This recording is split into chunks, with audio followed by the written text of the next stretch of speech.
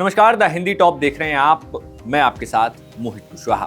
आज बात होगी कि आखिर बिहार की सियासत में विपक्ष के महागठबंधन में ओवैसी की एंट्री क्यों नहीं हो पा रही, जबकि ओवैसी की पार्टी के तमाम नेता, प्रदेश अध्यक्ष से लेकर तमाम कार्यकर्ता लगातार विपक्ष यानी कि कांग्रेस से लेकर आरजेडी के दफ्तर पर जाकर, उनके दरवाजे पर जाकर गठबंधन में अपने लिए हिस्सा मांग रहे हैं। आज इस पर चर्चा होगी।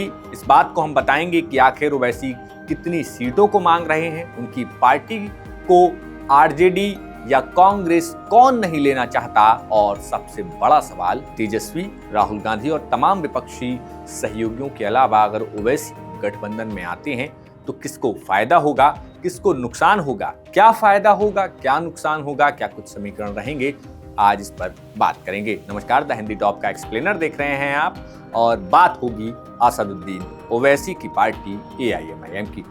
दरअसल ये तो आपको पता होगा कि 2020 के चुनाव में असदुद्दीन ओवैसी की पार्टी ऑल इंडिया मजलिस-ए-इत्तेहादुल मुस्लिमीन ने बिहार की 19 सीटों पर चुनाव लड़ा था, जिसमें से 5 सीटों पर जीत दर्ज की थी, जबकि 4 सीटों पर पार्टी तीसरे नंबर पर रही और कुल मिलाकर 1.3% के करीब ओवैसी की पार्टी को यहां पर वोट मिला था। लेकिन क्या आप जानते हैं कि सीमांचल के जिन क्षेत्रों में कभी कांग्रेस और राजद मजबूत रहा करती थी, जो सीमांचल का क्षेत्र कांग्रेस और राजद का गढ़ माना जाता था, क्योंकि वहां पर कई सीटों पर 40% से लेकर 70% तक मुस्लिम आबादी होती है। लेकिन 2020 के चुनाव में ओवैसी के आने के बाद सीमांचल में सबसे ज्यादा सीटें बीजेपी ने जीती थी। तो ये सवाल उठता है कि आखिर क्या कोई डर है विपक्ष को, जिसकी वजह से ओवैसी को गठबंधन में नहीं लिया जा रहा। इन तमाम मुद्दों पर चर्चा करेंगे, लेकिन आपको हमने द हिंदी टॉप पर दिखाया था कि किस तरीके से जब वोटर अधिकार यात्रा को लेकर राहुल गांधी, तेजस्वी यादव, मुकेश सहनी और दीपांकर भट्टाचार्य जब वोटर अधिकार यात्रा को लेकर निकले थे, तो सीमांचल में जब यात्रा पहुंची थी तो उस यात्रा के रास्ते में चाहे गोपालगंज हो या फिर सीमांचल का पूर्णिया और तमाम जगहों का इलाका, वहां पर ओवैसी के तमाम समर्थक होर्डिंग और पोस्टर लेकर खड़े थे कि हमको गठबंधन में शामिल किया जाए। लेकिन इस पूरे मसले पर जब नेताओं से बात करेंगे तो खास तौर पर बिहार प्रभारी कृष्णलाल लवरू कहते हैं कि इसका फैसला जो है आरजेडी तय करेगी, जबकि आरजेडी साफ तौर पर ओवैसी को अपने गठबंधन में लेने से मना कर चुकी है। ऐसे में क्या कोई डर है?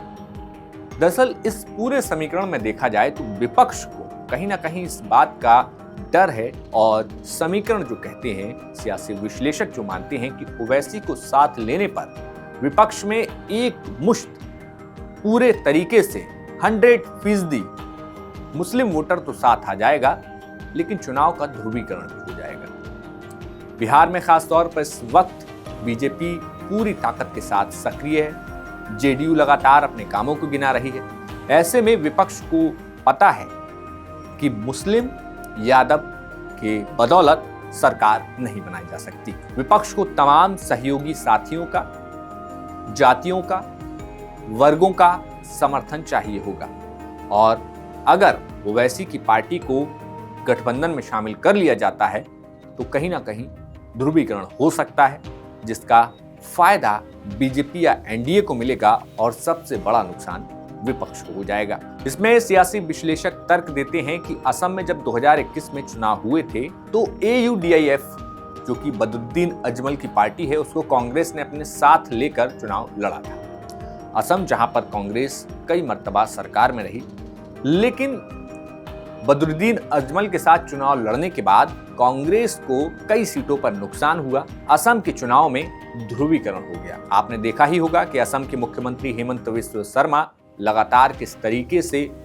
धार्मिक टिप्पणियां और धार्मिक चीजों को लेकर बयानबाजी देते हैं, और एक खास तौर पर उनकी विचारधारा दिखती है। ऐसे में कांग्रेस भी नहीं चाहेगी कि बिहार में वो हो जिसका खामियाजा वो 2021 में असम में भुगत चुकी है। वहीं इस पूरी सियासत में सबसे बड़ा दूसरा खतरा ये भी है कि विपक्ष को लगता है कि अगर ओवैसी से हाथ मिलाया तो जो मुस्लिम वोट बैंक है वो कहीं शिफ्ट होकर ओवैसी की पार्टी की तरफ ही आगे के चुनाव के लिए ना चला जाए। क्योंकि ये सिर्फ एक विधानसभा चुनाव होगा, लेकिन इसके बाद जो स्थानीय निकायों के चुनाव होंगे, पंचायतों के चुनाव होंगे, उनमें ओवैसी की पार्टी अगर अलग लड़ेगी तो नुकसान विपक्ष का ही करेगी। तो ऐसे में राजद और कांग्रेस नहीं चाहेगी कि विपक्ष में ओवैसी को शामिल किया जाए, जिससे फायदा से ज्यादा नुकसान हो जाए, क्योंकि तमाम मुस्लिम नेताओं को कांग्रेस और वोटर अधिकार यात्रा में जगह दी गई थी, जिसमें खास तौर पर आपने राहुल गांधी के साथ लगातार गाड़ी पर शकील अहमद खान को देखा होगा। इसके अलावा जावेद खान जैसे तमाम सांसद, बड़े नेता मौजूद थे। तो विपक्ष इस बात पर लगातार जोर दे रहा है कि तमाम यादव, मुस्लिम और अन्य पिछड़ी जातियों को भी जोड़ा जाए और किसी भी तरीके से ध्रुवीकरण होने से चुनाव को बचाया जाए। आपको याद होगा कि 2024 के लोकसभा चुनाव में उत्तर प्रदेश की राजनीति में विपक्ष ने, यानी कि अखिलेश यादव, समाजवादी पार्टी, कांग्रेस, राहुल गांधी, यादव और मुस्लिम के अलावा अन्य जो जातियां हैं उनको टिकट दिया था, जो स्ट्रेटेजी काम भी की। अखिलेश यादव ने परिवार के अलावा किसी भी यादव प्रत्याशी को चुनावी मैदान में नहीं उतारा था। तो वहीं मुस्लिम प्रत्याशियों में भी जो बड़े चेहरे हैं, बड़े मुस्लिम परिवार हैं, सिर्फ उनको टिकट दिए गए थे।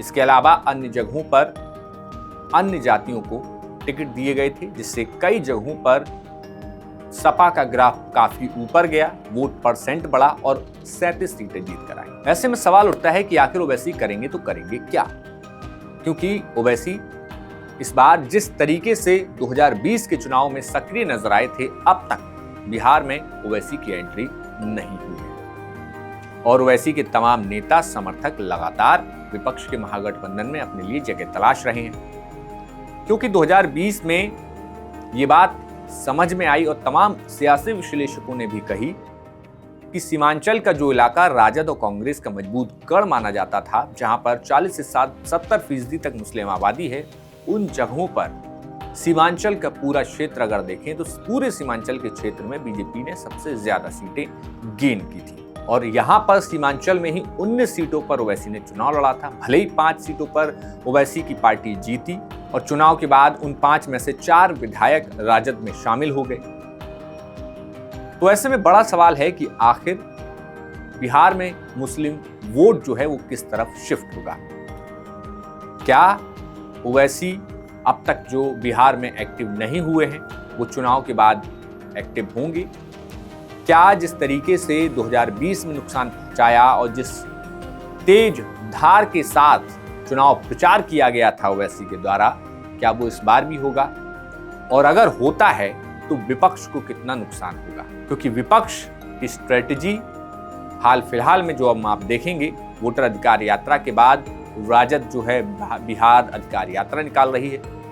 ऐसे में इन तमाम समीकरणों पर आप क्या कहेंगे?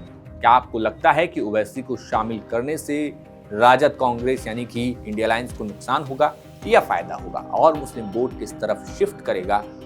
आपके हिसाब से कमेंट बॉक्स में बताइए। देखते रहिए द हिंदी टॉप।